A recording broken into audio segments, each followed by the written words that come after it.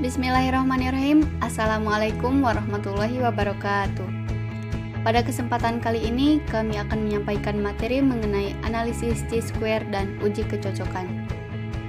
Yang terhormat, Ibu Sofia Anissa Ratnasari, SPD, MPD, selaku dosen mata kuliah Statistik Multivariat, Program Studi Akuntansi, Fakultas Ekonomi dan Bisnis Universitas 11 April Sumedang. Materi ini disusun oleh kelompok 4 yang beranggotakan Alfira Salma Herawati dengan NPM D2 2001-674, Nurani Tri Oktavia dengan NPM D2 2001-670, Oti Nuralia dengan NPM D2 2001-737, dan Sulistiani dengan NPM D2 2001-770. Langsung saja ke penyampaian materi. Untuk penyampaian materi, dipersilahkan. Saya Alfira Salma Herawati dengan NPM D2 2001-674. Di sini saya akan menjelaskan tentang pengertian chi-square atau x kuadrat. Uji chi-square atau x kuadrat merupakan teknik statistik yang digunakan untuk menguji hipotesis bila dalam populasi terdiri atas 2 atau lebih kelas di mana data berbentuk nominal dan sampelnya memiliki skala yang besar. Perbedaan antara frekuensi hasil observasi atau disimbolkan FO dengan frekuensi yang diharapkan oleh peneliti atau disimbolkan FE atau FH. Jika hasil dari chi-square berada di bawah nilai 0,05, maka data dapat dikatakan signifikan. Selanjutnya ada uji chi-square digunakan ketika 1. Ada sedikit atau tidak ada asumsi tentang parameter dari populasi terkait. 2. Digunakan pada data kategorikal atau data kualitatif dengan menggunakan tabel kontingensi. 3. Digunakan untuk mengevaluasi sampel dan proporsi yang tidak berpasangan atau bersifat independen satu sama lain. 4. Data harus dalam bentuk frekuensi. 5. Jumlah sampel atau N harus cukup besar. Syarat-syarat uji chi-square. 1. Tidak ada CEL dengan nilai frekuensi kenyataan atau disebut juga actual count atau FO sebesar 0. 2. Apabila bentuk tabel kontingensi 2x2, maka tidak boleh ada satu CEL saja yang memiliki frekuensi harapan atau disebut juga expense count atau FH kurang dari 5. 3. Apabila bentuk tabel lebih dari 2 kali 2, misal 2 kali 3, maka jumlah CEL dengan frekuensi harapan yang kurang dari 5 tidak boleh lebih dari 20%. Selanjutnya jenis-jenis uji chi-square. 1. Uji chi-square satu sampel merupakan pengujian hipotesis tentang perbandingan antara frekuensi sampel yang benar-benar terjadi atau FO dengan frekuensi harapan berdasarkan hipotesis tertentu pada setiap pengujian atau FH FE. Contoh, seorang direktur tertarik untuk mengetahui apakah jumlah kunjungan di RSUD sama setiap harinya. Untuk membuktikan hal tersebut, direktur mengumpulkan data pengunjung selama 7 hari dan melakukan pengujian. Kedua, uji chi-square 2 sampel merupakan salah satu pengujian hipotesis yang digunakan untuk mengetahui apakah terdapat perbedaan yang signifikan antara dua kelompok sampel. Dua kelompok sampel ini nantinya dikelompokkan menurut klasifikasi tertentu. Contoh, penggunaan uji chi-square 2 sampel ingin mengetahui apakah terdapat perbedaan kondisi udara atau bersih atau tercemar dengan penyakit paru-paru yang diderita oleh warga sekitar, memiliki kulit atau tidak. Yang ketiga, uji chi-square K-sample merupakan uji hipotesis yang bertujuan untuk mengetahui apakah terdapat perbedaan dan pengaruh antara lebih dari dua kelompok sampel menurut klasifikasi tertentu. Contoh, seseorang ingin menguji efek samping penggunaan saus sambal terhadap kondisi lambung. Efek penggunaan saus sambal ini dibagi dalam 4 kelompok, yaitu tidak ada efek, pusing, perih, dan muntah. Kelompok umur dibagi atas 5-9 tahun, 10-14 tahun, 15-19 tahun, dan 20-24 tahun. Selanjutnya, prosedur uji statistik chi-square. A. Membuat hipotesis dalam uraian kalimat. Apabila HO, FO sama dengan FH, artinya FO dan FH sesuai. Kemudian, HA-nya FO tidak sama dengan FH, artinya FO dan FH tidak sesuai, di mana FO merupakan frekuensi yang diobservasi dan FH merupakan frekuensi yang diharapkan. B. Menentukan level of significance. Di sini menggunakan taraf keyakinan 80%, 90%, 95%, 98%, dan 99%. Sesuai dengan taraf keyakinan si penguji, derajat kebebasan ditentukan melalui banyaknya pasang frekuensi dikurangi dengan banyaknya besaran yang dihitung dari hasil observasi atau pengamatan yang digunakan untuk menghitung frekuensi. C. Menghitung X kuadrat hitung dan X kuadrat tabel. Langkah pertama, menghitung nilai X kuadrat hitung dengan rumus X kuadrat sama dengan sigma K, I sama dengan I, FO kurang FH pangkat 2 per FH.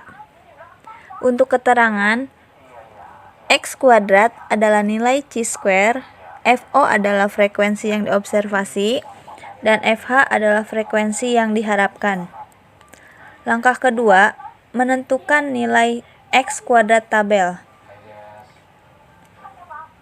Nilai dari distribusi X kuadrat tabel tergantung dari derajat bebas atau degree of freedom. X kuadrat tabel sama dengan X kuadrat alfa, dk. Untuk mencari dk, dk sama dengan K dikurangi 1, A sama dengan derajat bebas atau taraf signifikan. Kemudian D. Menentukan kriteria pengujian. HO diterima jika X kuadrat hitung kurang dari X kuadrat tabel, dan HO ditolak jika X kuadrat hitung lebih dari X kuadrat tabel. Untuk membuat keputusan dapat dilihat dari tabel distribusi chi-square. Di sini juga kami mempunyai contoh soal. Seorang mahasiswa Fakultas Ekonomi dan Bisnis Universitas 11 April dalam penelitiannya ingin mengetahui penggunaan jenis operator seluler yang digunakan oleh kartu handphone yang digunakan teman-temannya. Untuk keperluan penelitian tersebut, diambil secara acak 115 orang mahasiswa Fakultas Ekonomi dan Bisnis Universitas 11 April. Dari hasil survei, didapat 27 orang memilih Telkomsel, 25 orang memilih Indosat, 15 orang memilih Smartfren, 23 orang memilih XL, dan 15 orang memilih Tri. Pertanyaannya, ujilah pernyataan yang menyebutkan bahwa proporsi mahasiswa memilih operator seluler adalah sama. Gunakan taraf nyata 5%. Langkah-langkah untuk menjawabnya. Yang pertama, membuat hipotesis HO dan HA dalam uraian kalimat terlebih dahulu. HO, peluang mahasiswa Fakultas Ekonomi dan Bisnis Universitas 11 April dalam memilih operator seluler adalah sama. Untuk HA-nya, peluang mahasiswa Fakultas Ekonomi dan Bisnis Universitas 11 April adalah tidak sama. Kemudian menentukan taraf signifikan. Pada penelitian ini digunakan taraf signifikan alfa sama dengan 5% atau bisa kita ubah menjadi bentuk desimal 0,05. Selanjutnya kita menghitung X kuadrat hitung. Dengan rumus X kuadrat sama dengan sigma K I sama dengan I FO kurang FH pangkat 2 per FH. Tahapan menghitung X kuadrat. Yang pertama harus membuat tabel penolong. Di sini ada tabel penolong untuk menghitung chi-square dari 105 orang sampel. Jenis operator ada 5, yaitu Telkomsel, Indosat, Smartfren, XL, dan Tri. Frekuensi observasi atau FO-nya sudah disebutkan dalam tabel, jumlahnya 105. Frekuensi harapan atau FH kita dapat dicari dengan rumus FH sama dengan sigma FO per N. 105 dibagi 5 sama dengan 21. Jadi FH-nya 21. Kemudian untuk mencari FO kurang FH pangkat 2, yaitu dengan cara 27 dikurang 21 dipangkatkan 2 dan hasilnya 36. Begitupun seterusnya sampai bawah. Kemudian untuk mencari berdasarkan rumus FO kurang FH pangkat 2 per FH, yaitu dengan cara hasil dari FO kurang FH pangkat 2 dibagi FH, yaitu 36 dibagi 21 dan hasilnya 1,71. Begitupun seterusnya sampai bawah dan hasilnya 6,08. Selanjutnya kita mencari nilai X kuadrat tabel. Nilai dari distribusi X kuadrat tabel tergantung dari derajat bebas atau degree of freedom. X kuadrat hitung sama dengan X kuadrat alfa, dk dengan K sama dengan 5 dan alfa sama dengan 5%. Kemudian X kuadrat tabel sama dengan X kuadrat 1 dikurang alfa, dk.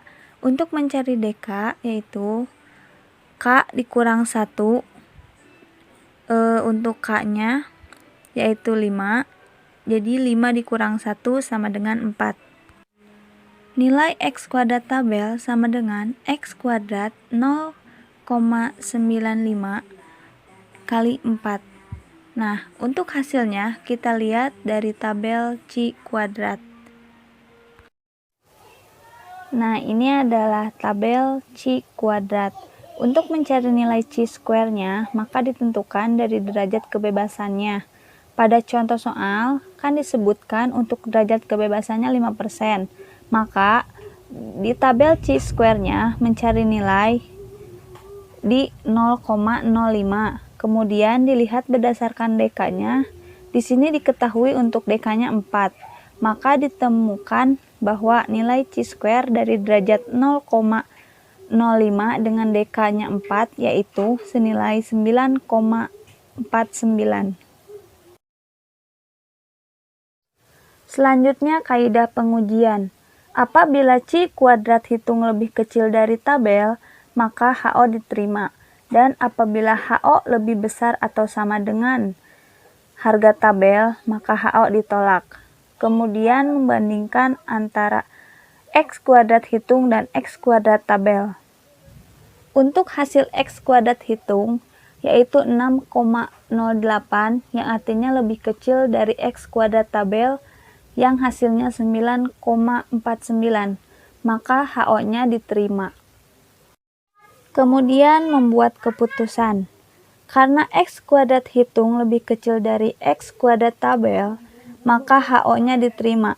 Sehingga keputusannya adalah peluang mahasiswa Fakultas Ekonomi dan Bisnis Universitas 11 April dalam memilih jenis operator seluler adalah sama. Saya Nuranitri Oktavia. Di sini saya akan memaparkan tentang uji kecocokan.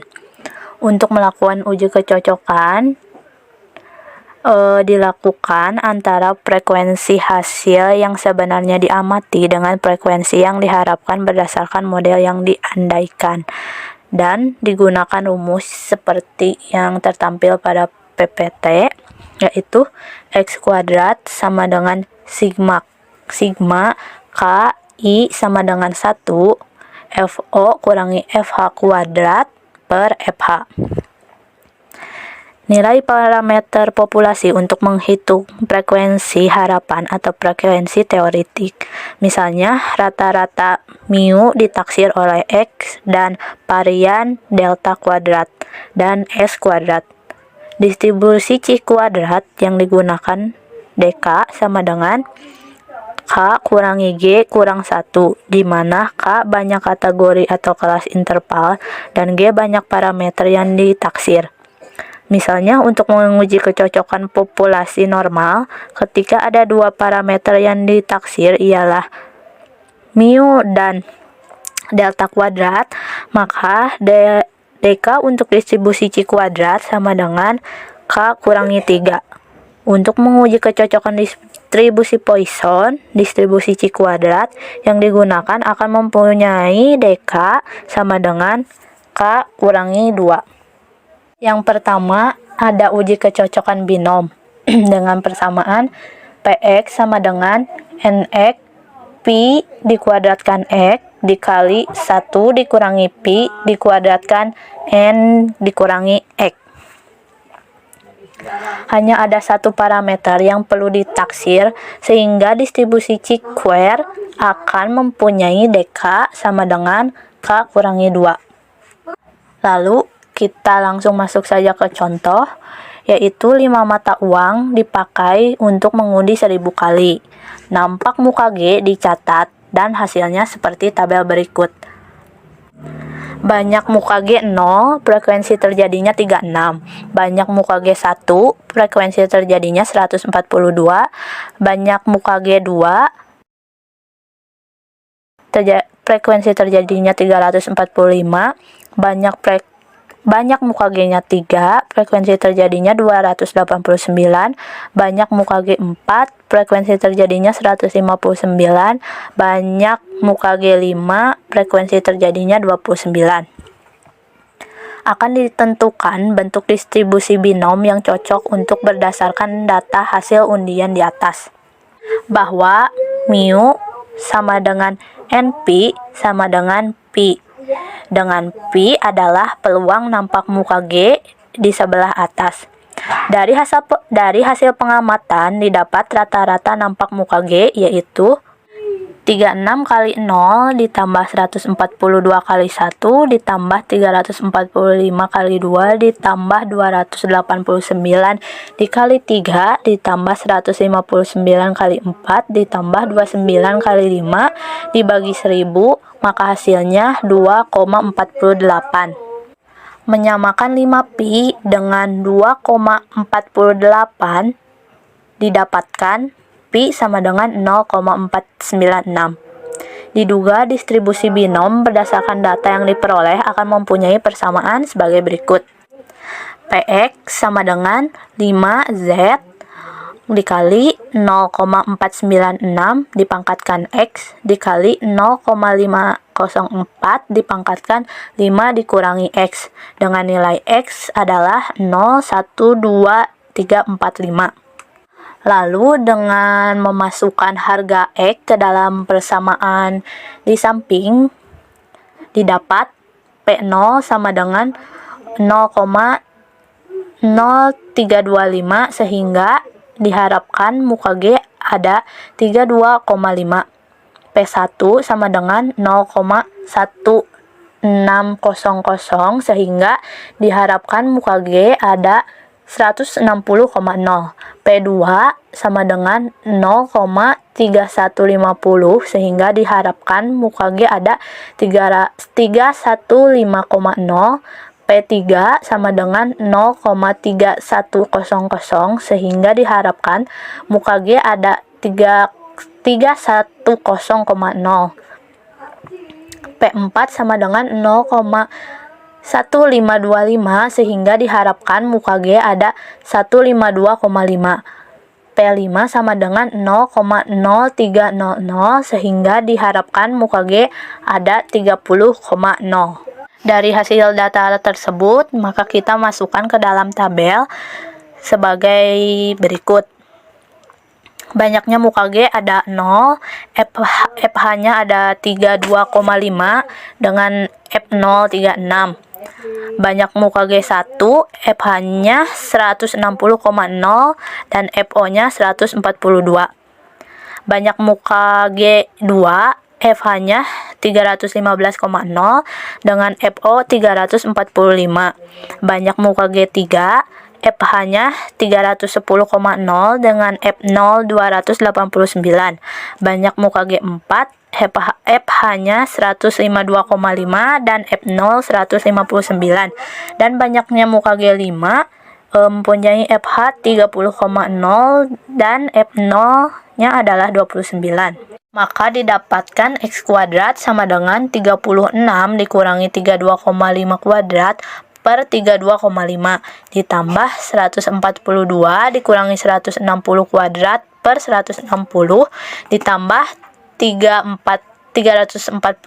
dikurangi 315 kuadrat per 315 ditambah 289 dikurangi 310 kuadrat per 310 ditambah 159 dikurangi 152,5 kuadrat per 152,5 ditambah 29 kurangi 30 kuadrat per 30 dan hasilnya adalah 6,99.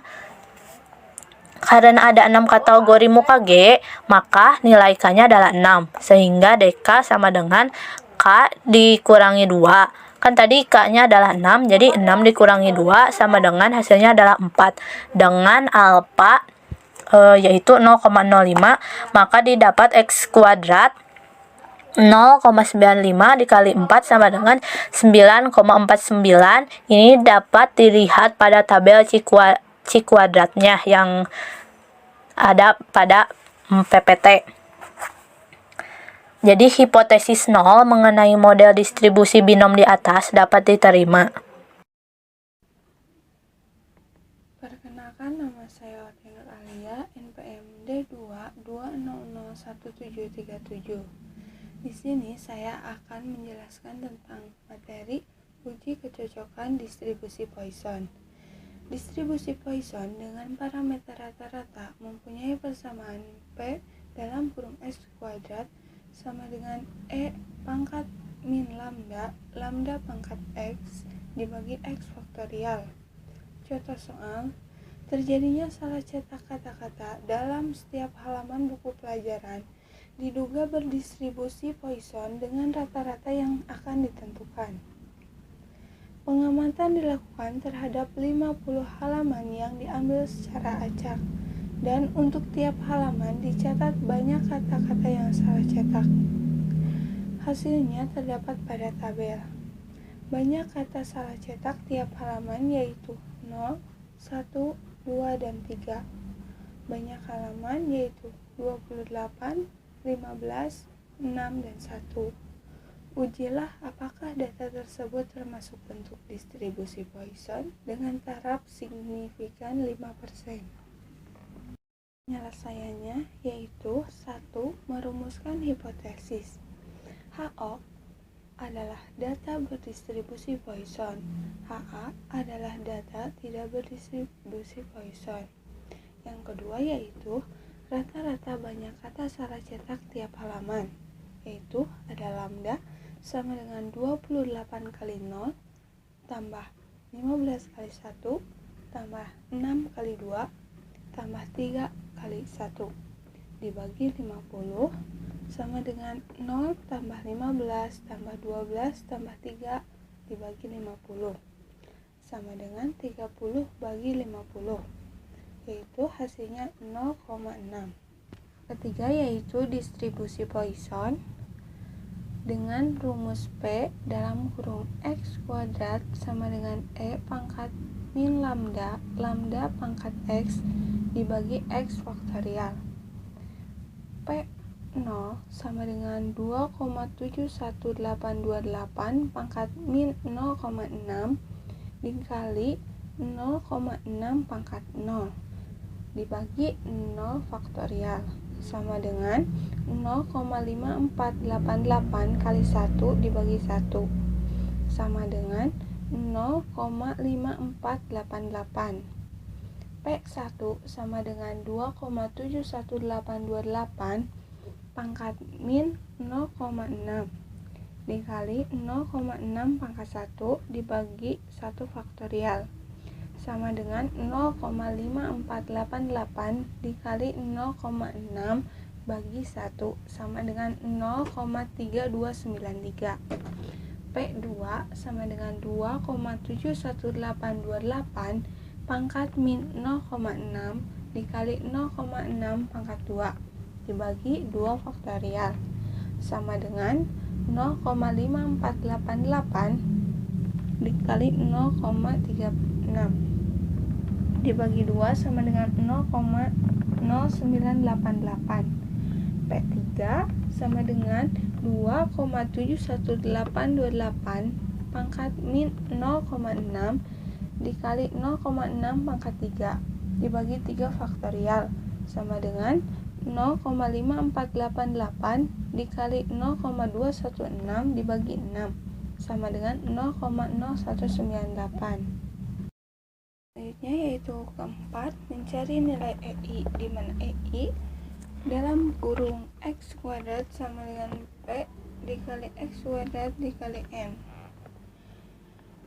EI 0 sama dengan 0,5488 dikali 50 sama dengan 27,4. EI 1 sama dengan 0,3293 kali 50 sama dengan 16,5. EI kedua sama dengan 0,0988 dikali 50 sama dengan 4,9. EI 3 sama dengan 0,0198 dikali 50 sama dengan 1,0. X sama dengan 0, 1, 2, dan seterusnya yang menyatakan banyak kata salah cetak terdapat dalam setiap halaman dari persamaan di atas didapatkan, yaitu P0 sama dengan 0,5488 sehingga diharapkan ada 27,4 halaman dengan 0 salah cetak. P1 sama dengan 0,3293 sehingga diharapkan ada 16,5 halaman dengan 1 salah cetak. P2 sama dengan 0,0988 sehingga diharapkan ada 4,9 halaman dengan 2 salah cetak.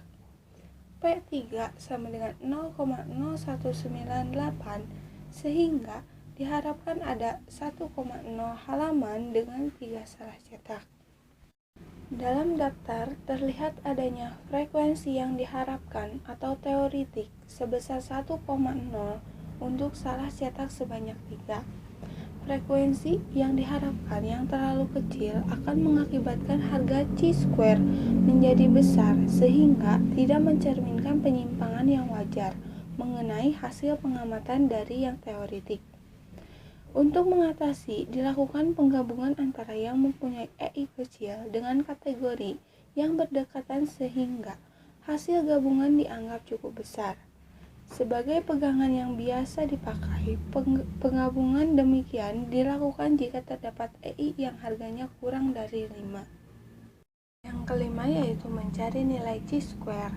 X kuadrat sama dengan 28 kurangi 27,4 pangkat 2 dibagi 27,4 ditambah 15 kurangi 16,5 pangkat 2 dibagi 16,5 ditambah 7 kurangi 5,9 pangkat 2 dibagi 5,9 sama dengan 0,6 pangkat 2 dibagi 27,4 ditambah min 1,5 pangkat 2 dibagi 16,5 ditambah 1,1 pangkat 2 dibagi 5,9 sama dengan 0,36 dibagi 27,4 ditambah 2,25 dibagi 16,5 ditambah 1,21 dibagi 5,9 sama dengan 0,01 ditambah 0,14 ditambah 0,21 yang hasilnya 0,36. Setelah dilakukan penggabungan, maka terdapat 3 kategori, sehingga DK sama dengan 3 kurangi 2 sama dengan 1.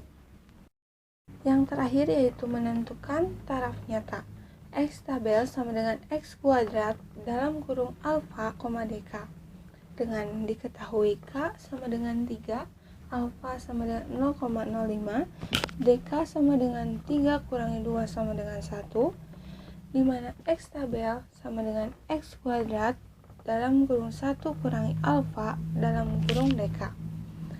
Nilai X tabel sama dengan X kuadrat dalam kurung 0,95 dalam kurung 1 dengan dilihat dari tabel C kuadrat, nilai X tabel itu bernilai 3,84.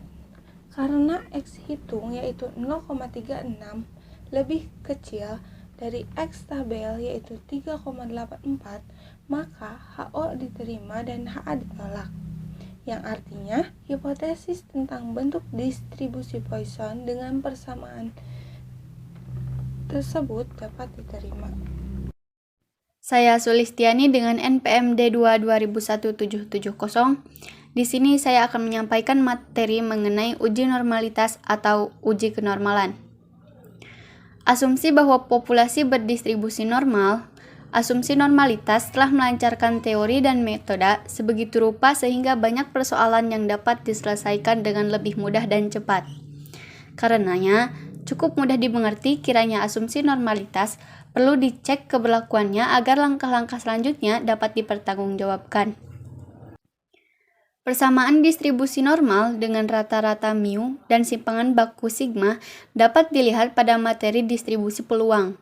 Jika sebuah sampel acak berukuran N telah diambil dengan rata-rata sama dengan X dan simpangan baku sama dengan S, maka kurva normal yang cocok atau sesuai dengan data tersebut, untuk keperluan ini data harus disusun dalam daftar distribusi frekuensi yang terdiri atas K buah kelas interval.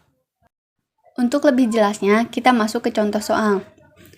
Nah, di sini ada contoh soal. Pengukuran terhadap tinggi mahasiswa tingkat pertama dilakukan dan diambil sebuah sampel acak berukuran 100. Kemudian dicatat dalam daftar distribusi frekuensi. Hasilnya sebagai berikut. Di sini terdapat tabel DF yang daftar tingginya 100 mahasiswa. Ada dari mulai 140 sampai 174 cm. Dengan jumlah frekuensi 100. Yang jadi pertanyaannya yaitu, ujilah normalitas dari data tersebut. Nah, untuk penyelesaiannya di sini diperlukan beberapa langkah, yaitu langkah yang pertama dengan merumuskan hipotesis terlebih dahulu. HO di sini data berdistribusi normal dan HA-nya data tidak berdistribusi normal. Kemudian langkah yang kedua, mencari rata-rata dan standar deviasi. Nah, untuk mencari rata-rata maka diperlukan sigma FI/XI dibagi dengan sigma FI. Maka pada semester sebelumnya sudah dibahas bagaimana cara menentukan atau mengetahui nilai dari XI, kemudian FI/XI, XI kuadrat ataupun FI/XI kuadrat. Jadi untuk mengingat kembali, di sini akan dicontohkan pada kelas pertama yaitu ada data 140 sampai 144. Nah, untuk mencari XI-nya di sini maka 140 ditambah 144 dibagi dengan 2 hasilnya 142. Nah, untuk mencari FI/XI-nya, FI-nya 7 dikali dengan 142, maka hasilnya 994. Nah, untuk XI kuadratnya di sini XI dikuadratkan jadi 142 dikuadratkan yang hasilnya 20.164.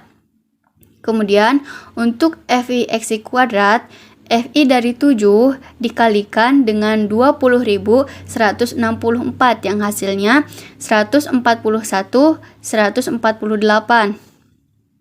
Nah, apabila semuanya sudah diketahui, maka dijumlahkan, kemudian kita dapat rata-ratanya sigma FI/XI hasilnya 15.780 dan sigma dari FI-nya yaitu 100, maka hasilnya 157,8. Untuk mencari simpangan bakunya, maka di sini rumusnya akar dari N dikali sigma FI/XI kuadrat dikurangi FI/XI kuadrat per atau dibagi N dikali N-1. Pada tabel sebelumnya sudah diketahui data-datanya, maka di sini tinggal dimasukkan. Sama dengan akar dari 100 dikali 2.496.570 dikurangi 15.780 kuadrat dibagi 100 dikali 100 min 1. Maka akar dari 249.657.000 dikurangi 249.8.400 dibagi 9.400 sama dengan akar dari 648.600 dibagi 990 sama dengan akar dari 65,515 yaitu hasilnya 8,09. Langkah yang ketiga yaitu membuat tabel. Di sini ada tinggi dalam sentimeter, kemudian batas kelas, nilai Z untuk batas kelas, luas tiap kelas interval, FH, FO, kemudian FO min FH kuadrat dibagi dengan FH. Nah, untuk batas kelas juga sama, pada semester sebelumnya pernah dibahas. Jadi untuk awalnya dikurangi 0,5, kemudian untuk kelas yang akhirnya ditambah 0,5. Nah, untuk cara mencari nilai Z, kemudian luas tiap kelas interval, FH, FO, dan FO min FH kuadrat dan dibagi dengan FH-nya nanti akan dibahas di slide berikutnya.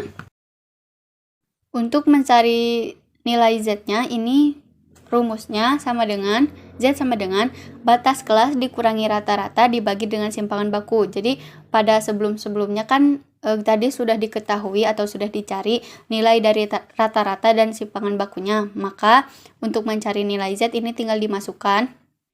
Contohnya untuk batas kelas pertama yaitu 139,5. Ini 139,5 dari mana? Dari batas kelas yang pertama. Jadi untuk yang pertama kan batas kelasnya 140. Nah, dikurangi 0,5 jadi 139,5.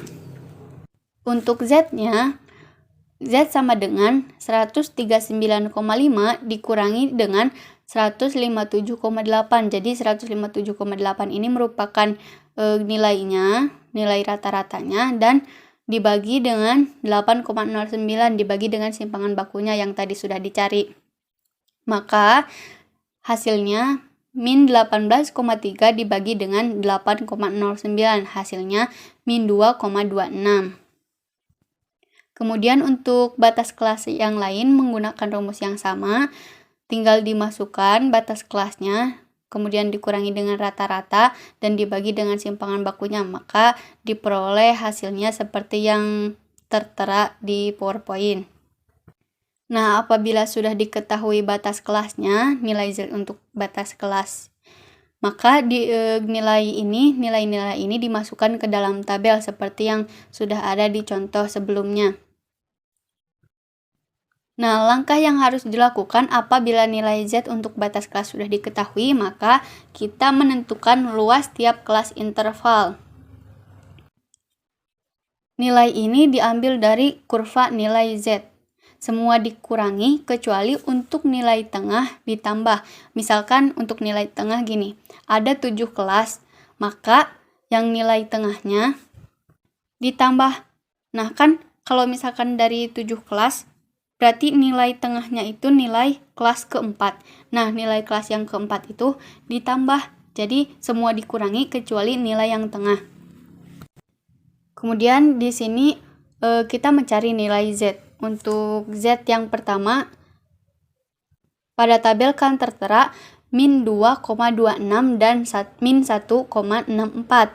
Nah, maka kita cari nilai Z-nya. Nilai Z dari min 2,26 dikurangi nilai Z min 1,64.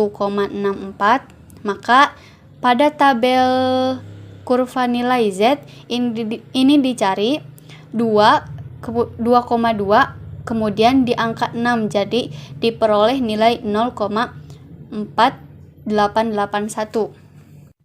Kemudian untuk nilai min 1,64 juga sama, dicari di tabel Z.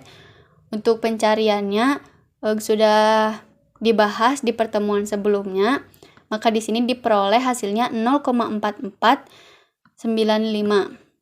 Nah, maka kita ketahui nilai Z dari kelas yang pertama yaitu 0,0386.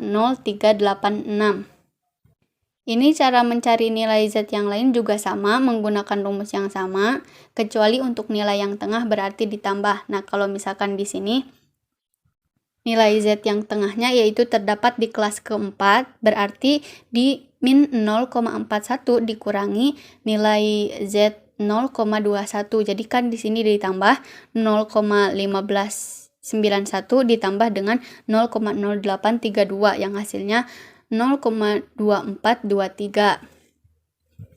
Ini juga sama, apabila semuanya telah diketahui, maka dimasukkan ke dalam tabel. Kemudian setelah mencari luas tiap kelas interval, di sini kita akan mencari nilai FH. Nah, rumusnya FH sama dengan luas kelas interval dikali dengan N, itu jumlah responden. Nah, jadi untuk kelas yang pertama, kan tadi sudah diketahui untuk kelas yang pertama itu sama dengan 0,0386 dikali 100. 100-nya ini jumlah responden atau jumlah frekuensinya. Maka hasilnya 3,86. Ini sama saja untuk semuanya memakai rumus yang sama. Jadi nanti apabila semuanya sudah diketahui, tinggal dimasukkan kembali ke dalam tabel. Kemudian kita mencari nilai chi-square.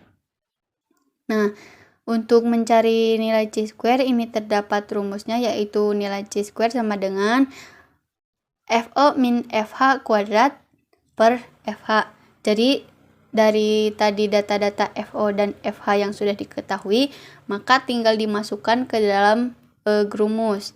Nah, ini didapatkan nilai akhirnya yaitu 4,40. Kemudian langkah selanjutnya yang harus dilakukan apabila nilai chi-square sudah diketahui, maka menentukan taraf nyatanya.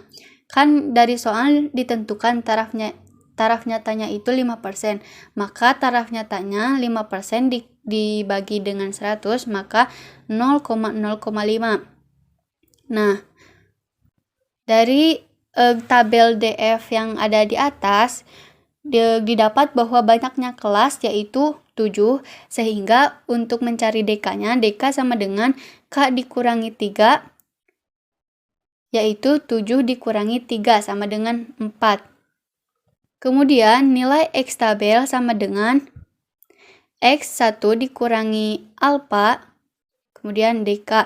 Nah, ini nilai X tabelnya yaitu X kuadrat 0,95. Ini 0,95 dari mana? Dari 1 dikurangi 0,05. Kemudian 4-nya dari mana? Dari DK-nya. Dari DK tadi dari hasil 7 dikurangi 3 sama dengan 4. Kemudian kita lihat di tabel chi-square untuk nilai 0,05 karena taraf nyatanya 0,05 dan untuk di angka keempatnya, maka kita dapatkan nilai dari chi-square-nya, nilai dari tabel chi-square-nya yaitu 9,49. Kemudian di kesimpulan, karena kan tadi dalam X hitungnya kita sudah mendapatkan nilai 4,40. Nah, karena X hitung 4,40 kurang dari X tabel 9,49, maka HO-nya diterima dan HA-nya ditolak, sehingga sampel tersebut benar dari distribusi normal dapat diterima. Kesimpulannya, dalam uji chi-square dihadapkan pada suatu pengujian apakah perbedaan antara frekuensi hasil observasi yang disimbolkan dengan FO dengan frekuensi yang diharapkan oleh peneliti yang disimbolkan dengan FE atau FH dari sampel yang terbatas merupakan perbedaan yang signifikan atau tidak. Sebelum melakukan pengujian ini, uji chi-square memiliki beberapa syarat yang harus dipenuhi. Kemudian, uji kecocokan atau goodness of fit membandingkan antara frekuensi observasi dengan frekuensi teoritis atau harapan. Untuk melakukan uji kecocokan ini, dibandingkan antara frekuensi hasil yang sebenarnya diamati dengan frekuensi yang diharapkan berdasarkan model yang diandaikan dan untuk ini digunakan rumus yang tertera. Untuk materi kali ini ada latihan dan tugas yang harus dikerjakan yang sudah terdapat di dalam PowerPoint. Kemudian apabila ada yang ingin ditanyakan atau ada yang kurang dipahami boleh ditanyakan. Untuk nanti info pembagian pengumpulan tugas selanjutnya akan diinfokan kembali melalui grup WA. Mungkin cukup sekian materi yang dapat kami sampaikan. Mohon maaf atas segala kekurangannya. Ya,